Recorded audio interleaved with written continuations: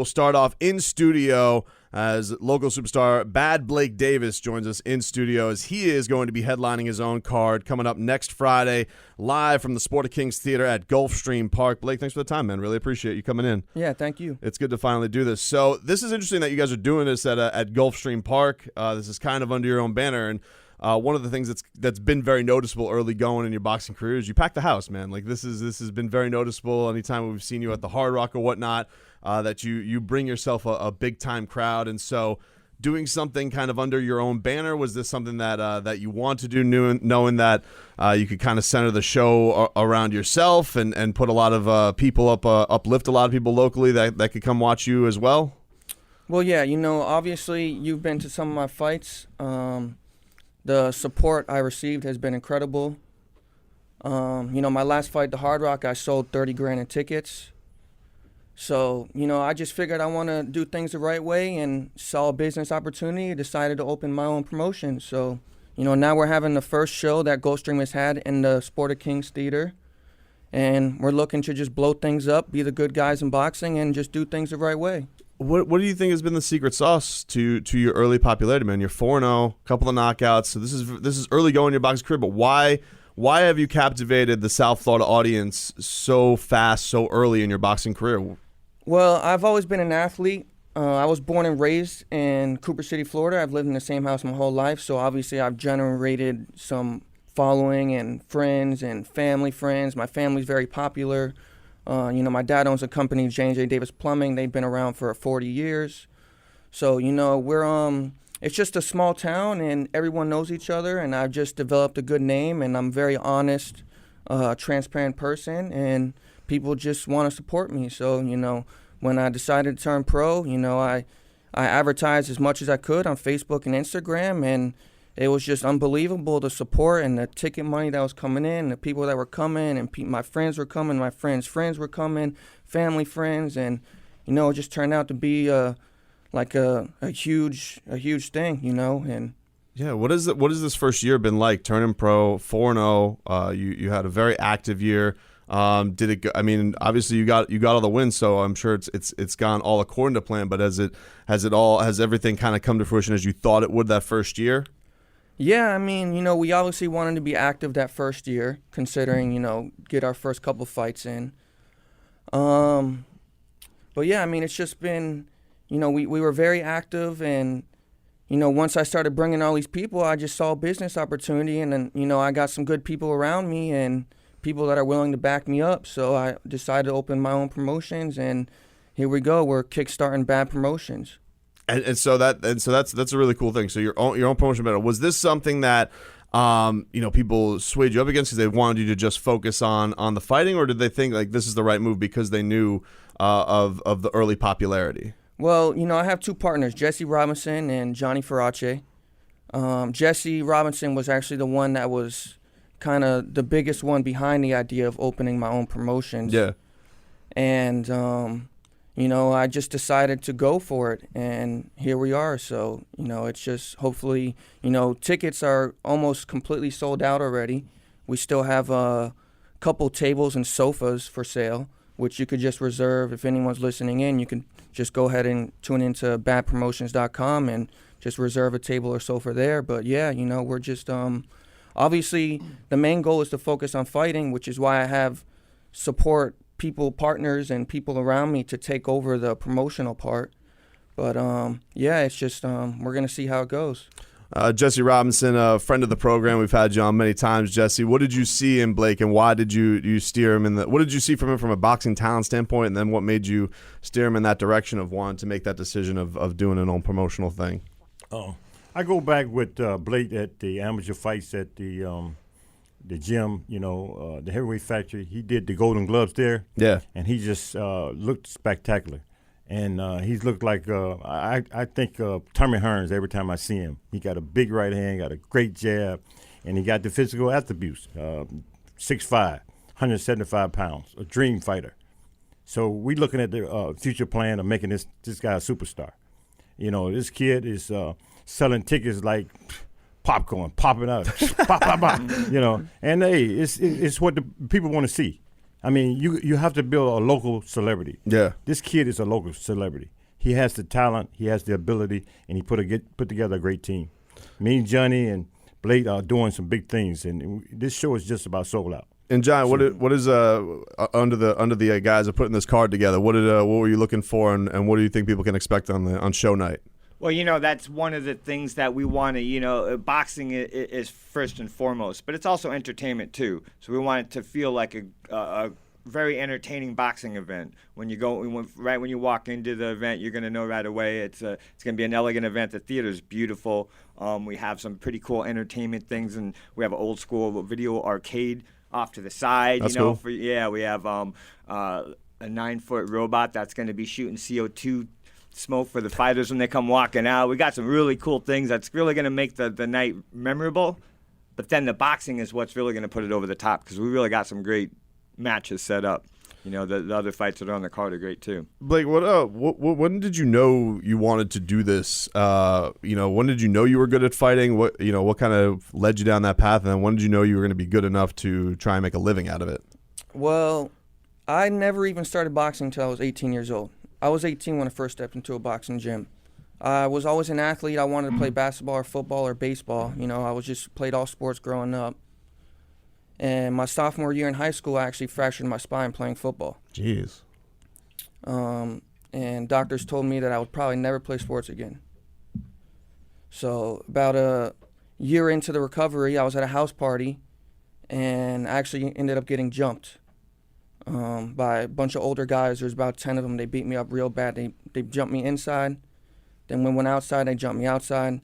Then I ran through the house, went to the Hummer how we got there. Yeah. And they actually came out and dragged me out the Hummer too. Jeez. And I decided that, I was going to recover myself because I still had the brace on and stuff. So it took me about... So this was after the spinal injury. Exactly. I was still in the brace, but I took the brace off to go to the house party. And so, my plan was to heal my back, and I did. I settled down, I healed my back, and I was going to get into a boxing gym, learn how to defend myself, and get back everybody that, that had jumped me. So I went into a boxing gym, and I was consistent. I was in there training every single day, just reliving that moment over and over. And eventually the guy, Javier Santino, that was his boxing gym, he said, you should maybe compete.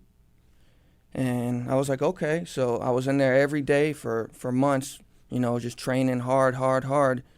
And it was actually Jeff Portz invited me to go and fight in the Ringside World Championships in Kansas City.